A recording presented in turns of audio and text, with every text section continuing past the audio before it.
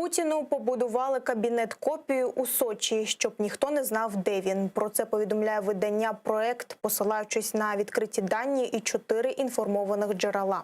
Журналісти підозрюють, що російський президент Володимир Путін останні кілька місяців проживає на власній дачі в Сочі, а не в подмосковній резиденції Новоагар'єво, як вважалося раніше.